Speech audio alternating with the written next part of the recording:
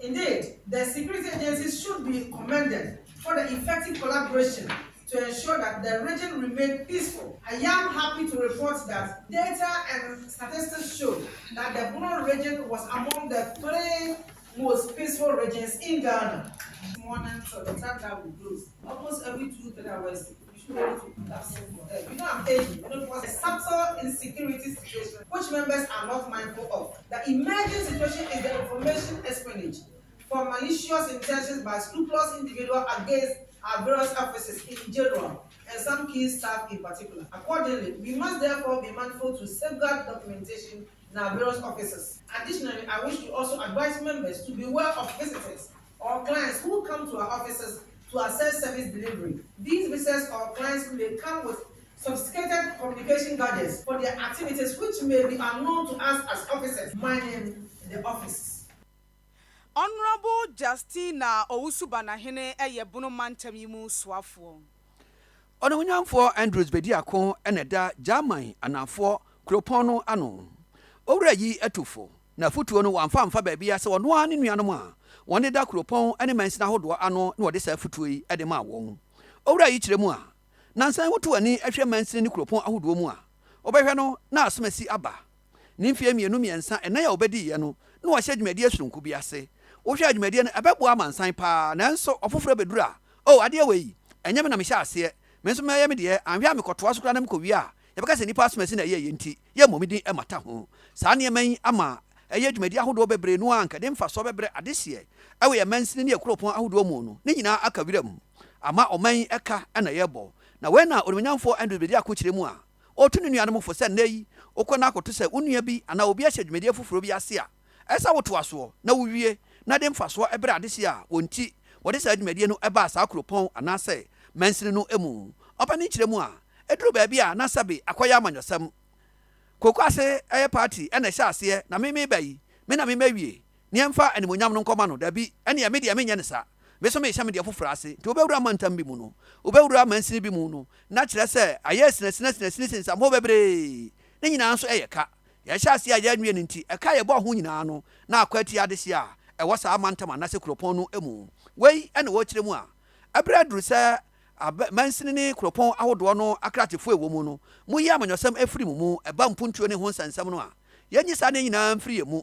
menua asomasi na hye ase mabeto a mamento aso na menwie na mfa so ewo mu no me manfo ensa enka wei ene dwumadi a yedisi ani so a ebeboa ma adehye a wonti yede akotena eya dwakase so se yenhwe won so eni wani mu no wo benya saa dwumadi no ahodo no eho emfa so owura bedi ako enkomotwetwe a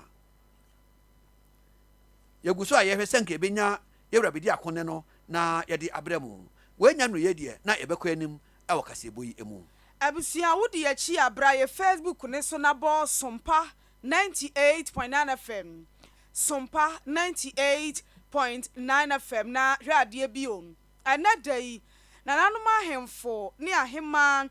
ene nananom ekan bi ewom ye wo domase number 1.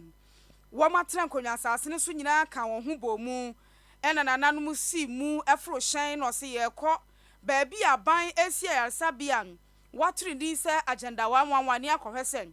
sunwane west de no ewe ye krom domase he ye ntina nananom tena sen na se de ekọ ne yenim ho hwe ne okina bi ye bodwa ne ye se ye nka ho asem kra na de ne ye beka nti ye de ni kohwe na eba se ye ka bibia ye hu de ye beka de afa ho na ne de bra wo kọ ye no nananom echinchiri fa ba bi omo ye adwuma ne nyina ma contractor nyabotre echeche nananom bra adwuma ne hyase bra sasa adwuma ne kwa wieye sede adankora dodo sitie emfidi a ye de begum keka ho nsam nyina de kire nananom na engineer Gabriel Antwi ena sa adwuma yi odi animu a won eye wona nananom twetwe nkomo akyekyere won sede adwuma ne sikro no oka ne sei ba ya omaji efeso yeni omu ye adwuma ye nhia ohaw bia up till now tinache say ya baba bi pa ye nso ye beyi yakoma mu aye de ya ho odin betimi aye bia na agenda 111 na aba odumase enim se ebeba abeboa ye nyina se ye nso ye Ghana fuo de ye nyina ye mfo ye ho nyim na adwuma pa ahya ase no ye mfa nko awie ye pa emra ye wo ye ne consultant ne wo se ye wie adwuma no eye October awie ye this year awie ye na sɛ biribiara mebɔ mu di a na sɛdeɛ seesei yɛama yɛ homere so a yɛrekɔ yi no yɛhwɛ sɛ nka yɛbɛtumi abiti time no agenda 111 a yɛbɛpie odum ase no ɛyɛ 100 bed capacity a ɛno ana ɛso ɛwɔ mu nti na kyerɛ sɛ odum ase yɛate asɛm baa yɛ ɔmo agye engineer Gabriel Entry na wodi animu se contractor ahwa ma omo ye adwuma no na ya adansi puduo ya wotoso mienu na ye manhima e wodomase number 1 na se no kro ye bedru ha no ye hwe adwuma a womo ya ho keka womo de ye adwuma ye fo na botra wonya ne ye kasa ye ni age mebe hu ye no mani age san se de ye de ye ni aba be hu ne ye di hu adanse ye ba ye no omo ye adwuma na omo wie soso a ebeboa domase na aboa Ghana nyina omo ye adwuma pa na omo ye nti yesre Nyankopon ne nananom se onta omo chi gyina pa na ba bibia sika be free beba no emra wano na yentumi empagya ensi ho madomase mfa ne ntoma pa emfra na se de osi kyeremu no so kra na ebebro 100 bes no nyame ye adom na omo wie ebebro asema meka kyerɛ ye nyina ye nana akufu ado dankwa se eye bonoman domaseman ye tai na chi ye sere no onkai yen na empo sa agenda 11 enwie na onsan hyade foforo asema yen sanse ye de enim se ye papa ne ne preko nti ye sere nyame ne nkwatenten ma ne se onkai domase adwumayefo ne ye obi a in fact omobo omo ho moden omo anim te ye ba ye the way ye sibisa omo question say so much nse mu fine akere ye omo bo adwumaden so because say so omo hu say omo ye ne yi a say de omo akere say omo ye regional hospital especially Kofo Kumasi G no omo ye adwuma omo bo omo ho moden me nana ya adansi puduo ya wotoso mienu eye manhima e wodomase number 1 ampanimfo se ade akye ne yante asɛm foforo a yɛkyi nansan ntoka kɛse abɛtɔ Ghana mamu ha ne sɛ ɛma bi no pɛ sɛ ɔmo ware ɔmo yɔnko ɛma ɛma bi nso ayɛ wadwen sɛ wɔn deɛ wɔn pɛ ma ahofɛfo a wɔn nam ɛmɔnten so yi wɔn mɛma a wɔtaa so dendenden ɛna wɔn so ne wɔn betwi so saa aprɛto yi a aba mu yi ɛnenamu ama nnɛ deɛ abɛbɔ mu deɛ ɛnamafo kan sɛ ɛyɛ pantema wokɔ wɔti mansini no mu a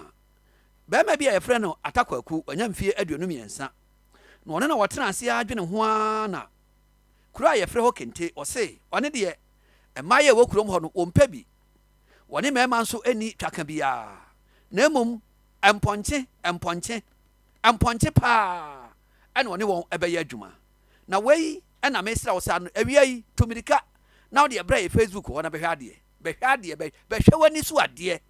a awiase ɛkɔ na wie yampa adi o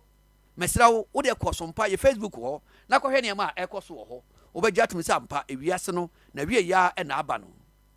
Sompa 98.9 ɛne yɛ Facebook hɔ no a yɛpɛ sɛ ɔkɔ na akɔhwɛ adeɛ no wakɔ na kɔhwɛ ɔne so adeɛ na wei na owura saa pɔnkyen ɛyɛ ne dea yɛkan sɛ kɔkɔ ata no kora so pɔnkyen ne nyɛ ne dea obi apɔnkyen ɛna ɔno akɔfa no kɔhyɛ baabi ɛna wɔbɔ ne gala na anya hwɛ kura nka tua bibi kura fa ma apɔnkyen wura yɛ na nka wɔn kana no ntum wakɔkyerɛ obi apɔnkyen ɛde na kɔhyɛ wura mu ayɛ akɔma no nsensan bi awe saa na deɛ odi kɔyɛ no nie kɔkɔ ata na wei na apolisifoɔ ɛnsa ka aberante yɛfrɛ no kɔkɔ ata yi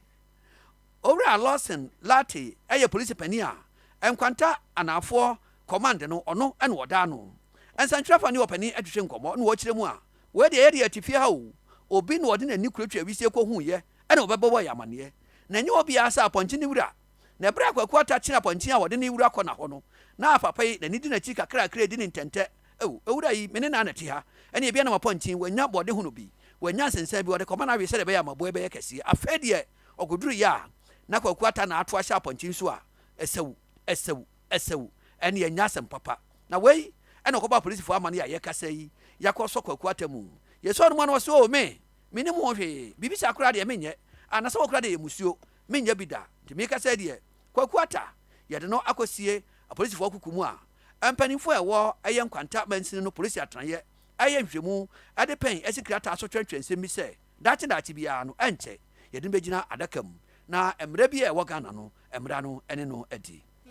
awasɛm mpa wiase da hwɛ de Kwaku Ata de yɛ abrɛkyiri hwɛ abusua wobɔ yɛ Facebook na Sompa 98.9 FM mom ni ba nsuro hwe what moto so moto no what transfer na say den na say oyi apronche ne style we no na ye nemafo na aba no say efre no nkana man style sa doggy na mo kan bro ni kasem say doggy ni bi di anti wa hwe some doggy bi di ye bo doggy wie na ye bo apronche doggy bom punch ade na abufu ene ma ye bia ye ready minim say ya na de yakura de bom ma bi kura gu atwea o ma ye ready bom paye ikwaku se kuruma se pa wo ba ayi seven house wo broni so hono a o mani abre na de fa ku abre chire sei o mpre ma wo mfa ne simple dabi dabi o mpre ma ye bu bebe sa me achi o beta ata o kwaku pa san so ase ukwara fo ye din o kwaku na ntu de obefa fo odwan obe boko obe ne boko odwan odwan so ne ho dwo nko be mana boni dogi ne bi me say o so mfili odwan aponti an ope mo aponti ni na ma edemu ya so hu ade no emu pika ma mu ya we say kama to hwa o hwa ho be kama aponti dogi abusia wodi ya chi we Facebook ne so a esre areho bo Sompa FM na ye kan wo ba hwe bi say umfa bi nkonko yo bi aboa na ne wura kire wo a wankasa wagu ni padua ho fi aponchi wura so chewa aponchi na ne ho dwonko so otwani na ngawo yenko yanimu en wona wokoji wo montetie afri adiamra number 3 primary school Wodoma West mainstream mu wa ebunu mantem ha ya na wo matu anamon ya wo maye ya apono maako edunum sen udru suku mu ho a ho no mo gentiti afri na suku na ye mobododon eti apono no ededa hokwa nya de a yetumi nya bibi ede tum nkwada akosuku a wotu wo sua de a no wo atwene ti ba class why din teacher ni kire now is a name of bohwan se aponchi aja kwaku abone dogi bi no oba be wuram adesua ye den ni senti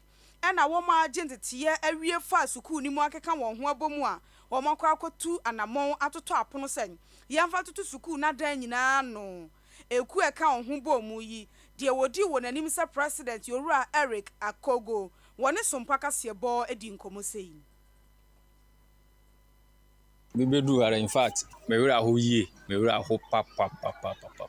emra mu twa school no e de kire wo platform no so no in fact ye wura ho ye ba enne ye ba ye no so me wura san ho mo senka mi wo ska sene amanfo wo ska kameti maka se ye class adan ni nyina kura mfiri ho na ye nye ni yie ye nsi ni foforo e wo aban di mu but ahonne ni ho tuwe ye tie ye nurse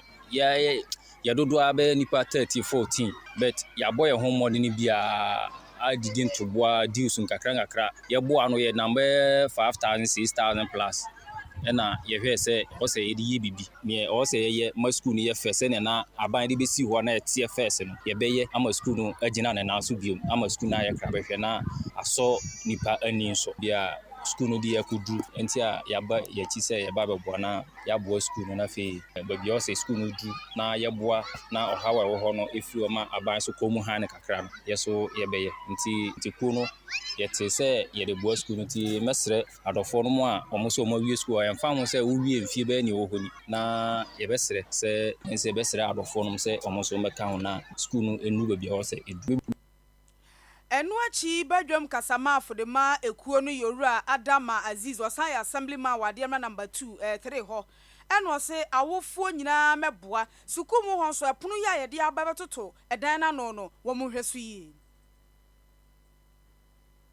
afutuo kakra mesa ne beka ho kakra ne se awofo no se all students na amufiri ano dodo na awofo no wo so mutu omofo se aja mo na mo hwe nkra no ma amokonye baabisi nti wo ba bi ne wa wie school a wo sa aja wo su tu no fo se school a wo koye aja wonya bibi kakra bra beboa ti ebetu awofo no fo se omuntu omoma no fo na group no amomra meka ho na kakra yi ne yemfa mo school no na a teacher for so na a school for no so no kakra meka cha se kakra we ya ye be ye no omonhwe na omonhwe so yie na enye fe se na ya next time no ye behwe na se ne ye no eda wo ho kama e be kan ye na yasan ye bibi to aso afutuo kakra Ora Adama Aziz eye assembly member ewo Adiemra number 3 over mon baby me mami o na me fa nkwa kensire na mso me ye old boy ho me ba mso me nya hwe yo ane na awira hosam kɛseɛ ɛna awia yi yɛde wie kaseɛ bɔ no yanom ɛnkyɛ yo yɛnkae obiara nso ya awia yi ɛna awira hosam bi kɔsi dumase a ɛyɛ anyinam ɛte si aba ya mfie dunum ɛba emu awiewie no pasapasapasa yɛse nson bɛkɔ nson mu na dɔteɛ akɔ dɔteɛ mu aba ya mfie dunum ɛba yi ɛnɛ ne da abusua ɛne amansan egya no kwan ɛwɔ dumase yɛnua kyame ne mo ɛhɔ na wodi ne kui ɛno nti ɔkɔpie hɔ yɛne yɛwura yi ɛtwetwe nkɔmmɔ ɔkyame yɛmoa ha wia yi yɛmoa yɛ akɔ nso Mejo so many abema. na sɛsi a me ne woka sɛ ɛhene na wogyina Sesa me kasa de me gyina odoma se abonten eso. yo na ɛdeɛ na ɛkɔ soɔ bɔyɛ mu an Yo me nya se de odi nkan nya ne ntie no ana me nya ba nya akwa bro ma de tu dwa no. E o mo se ne de obepem odoma se na ɛhɔ nya de kura isa se kurodia no ani dane kakra. Enna ne se wota 12 May e wo busumie mu no ne da ana se wo mfempim no de no miensan mu no. Ara o se me si ye nyina ne se ba ya de se dumie no okɔ school e wo Roman. Na ara o se nsa ba ye e wo fie ensuo tɔ. Na wakɔkata ne butcher ne nso ne tia ɔtumi ayɛ n'aduane ɛno nso kɔkata so a agya ɔkɔ sɛ na ne ho nso afɔ agya ma yɛ ɛne mobile phone deɛ wa ne tua me ne bɛrima paakle okoduro ma mobile phone so wɔ miamia so ɔde yɛ kɔ de tare na so ɛna saa da no wɔ mɛbosome na mu no nsuo ɛtɔ nsubra ne bia ne nya agorɔ a ɛma ayerɛ mu ne agrada nyinaa paapaeɛ ɛno nam so ma abayɛ yi a wɔde mfie ɛyɛ du enum a wɔda ɛyɛ mfonyini so ɛwɔ ɛyɛ Sompa YouTube ne Facebook no ayerɛ mu no trisi no so ɛblase no pa na me ne anaasɛ me ne kuma ne nufu baabi kura no ɛhɔnom no nyameanom ne etu yɛ ɛma otum sɛ ne nipadua no bi ɛsɛe ya ɛnam so wɔm de no kɔpɛ mu ɛwɔ abayɛ resabea na kyɛ sɛ ɔmoduru hɔ no na kyɛ sɛ wɔtoɔ nananom ɛwɔ nseɛ dɔ ɛno na ɔmo bɔ nkɔmpɔ hwɛ nanaa no na ɛnɛ da ɛyɛ adeɛ sɛ otimi koya ne free ayasa na na motre no be fe ne kabre na no nti na dai anopa bu se ne tena se amamre ne bibibia e ma mo ye ya ma se safonom a na osom wo mo nyina baba ye wo so ma school okọ ye Roman na awra wosem ni mo no nya Roman safo na se school nim ko ano e na ba ye san sempere se account na ntina ana account na account na ntina no ntino e kwakọ awra wosem pa e san se Roman fon bo ma so ma konom kan se and ye anato ne schools ahodo ni nyina enam so ema presbyterian asafo so na se presbyterian schools ni tuja srum say so de si aka Roman for no aka wo mu so bi esa se ka no ntia na aka to dia wo mu so tini so enti schools ahodo ni nyina ba be pie mu ewo ye na fe anopa no na mu tini so twaja adwo se abaya no no bi edi ni wadan se sabi wanya maye bi o mabo mo ye basabasa eno anya obi asabi okọ aba ha aban de bi obehunu bia na osofie ọba kroma na empo eyedwa na ọba bedi ana tese ne du suota wo bia wo abaye wo abra na wo de no atom pem no ana tese ne suo de na ebupa na yen kyerɛ mo sɛ efan sɛ osa no ye bi odi mfie do nim ntabusa no kopra no korabre no wo man trasa ka so mo ye na ayie abusa no de kofie gane na ene abusa no ekofie asabe wo enche bia no wa akɔkyea owura eye aduomi ane ba ɛda fo no do na fɛ no kwabna komfo wala no kan ne busia no akɔkyea na ye bopiam sanke no mo twetwe nkomo na ahwɛ sɛ de na ne suo ani ya ne awreho a wo mo fam na so mo so pa ɛno nti ɛma ɛbeto de kyerem sɛ yɛbɛma mo brɛ no makofi na brɛ sim no yɛkyim no ma ba twetwe nkomo a tese ne ɛde ɛyɛ presla a nyame ɛto nsa fɛ no aba ne nsuo ɛto no ɛnɛ no mutum kɔpɛ no korabrɛ menia ɔkyame mo waba adwuma na de ayɛ deɛ wobɛpɛ fanta bi na wode adwodwo bo ɛsiane sɛ asɛm no ɛyɛ awerɛhoɔ sɛm papapapapa hwɛ no wamfa biribia nka ho ɛyɛ fanta nko a na meprɛ sɛ abɔ ama wo awia yi wani to sɛ tame de metiri fanta asɛm ntimi nom fanta o saa na wobɛnom deɛ coke wani to de tame nom yo ɔkyame mate mede wobɛsi ha ne yɛada wase na yɛma abusua ne adɔfo a wɔdom ase nyinaa hyɛ den abaya mfie dunum ɛba ɛnyɛ asɛm papa nyame ɛmfa ne kra ɛnsie yie ayɛ asɛm o nyame nkyekyerɛ abusua ne so werɛ paa na ɛnyɛ easy saa sɛ wobɛwa tete wo ba mfie dunum o ɛyɛ awerɛ abusua fa yanka wɔbɛkɔ nsuo bia ma ɔnyɛ bia nom nyame nhyɛ wo den paa na prɛko pɛ abusua oyare mpo na jawo dada ne kakra no kra de obefa no so no yali o prekope koye prem se dia ya na hadwene eya absia ye gina sarro ho semi so na ensem a ye de besom awie no miensa brem kase bo wo Sompa 98.9 ye de ni nyina asin kase bo da mu fo ne bo ano owura kwadwo pepra ye samufo pani Mr Brown ene ni nua ne bo ye chidon wa be fo kwan ne so ho medide akue nyako abro no mawie me ne kwabena edisei bonsu odi agromu yada mu nyina ase ama mu nyina mo enitie ye sorry na DJ Abofke boni ye ni dechen mizo fruit drink boni ye ni dechen 5G drink nsemone nkete otena sisei kraka nyomu ebetumi ama nkrofo ayi ene wode brel Amanfwe jackpot mu hini nabo Antia ye fen Matthew ani mato na amprante ekokowura mu e Scotland eni important mu a osia kan e ma Dundee Football Club na eni no na je amprante ye fen Matthew anim kucho ne club Dundee no club no atim akọ relegation annual last game a boy omulusu ye no ama ne makra antodin ama club na for now no next Dundee Football Club team no relegation na Brant FN Matthew the team got relegation na akakoye big blow and so honoman aboboku your friend Boffa Quatano na as part of NG outdoor team no akwakodun kan na femusha ni mu said na betumato din at awon na ending no the general manager of Boffa Quatano Evans Prempe and so area mu the office of Ignatius Honorable Bafo into Honorable